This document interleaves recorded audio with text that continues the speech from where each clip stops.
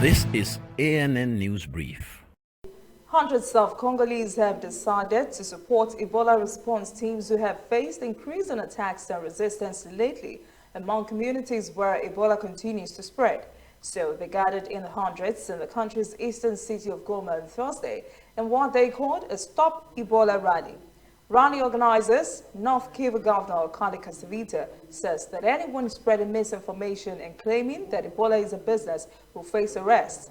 The governor accused some pastors and politicians of inserting themselves in the public health debate and spreading misinformation. Kasavita threatened those pastors who deny the existence of Ebola will be jailed once they are caught. He said the message of the march is that the disease must be stopped in the province. Many wear bicycles alongside police, soldiers, and residents in Goma City, carrying banners and wearing T-shirts that said "Stop." Still on Ebola, United Nations Secretary General Antonio Guterres is preparing to travel next week to the epicenter of the Ebola outbreak in the Democratic Republic of the Congo. Although periodic outbreaks of the disease in the country is not strange, the most recent epidemic is the worst the Congo has seen in 40 years. The World Health Organization says nearly 3,000 cases has been confirmed and at least 1,900 deaths have been recorded from the virus.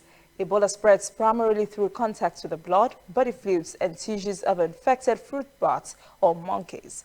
Guterres plans to visit the country for 3 days at the end of August. His spokesman, Stefan Dujarric, told reporters that the UN boss wants to access the community in the situation and mobilize additional support for the response.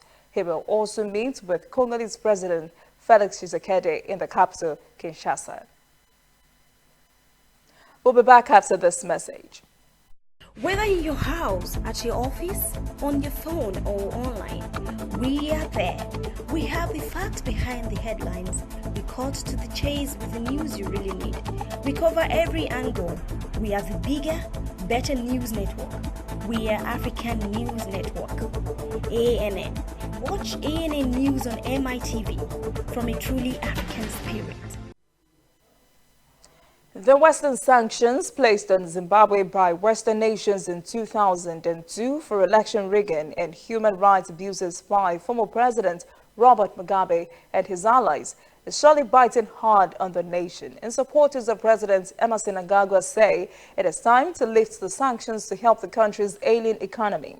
But Zimbabwe's economists, activists, and main opposition party disagree with that.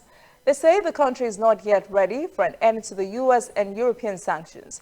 They accuse the government of continued human rights violations. Zimbabwe has had virtually no avenue to international loans and foreign investment since the early 2000s. The effects are quite bothersome on the economy. Inflation in Zimbabwe recently climbed to more than 175%.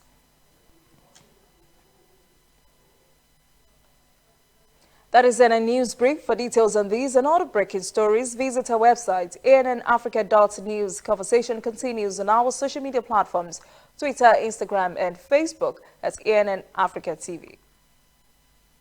I am Olajumoke Olatunji.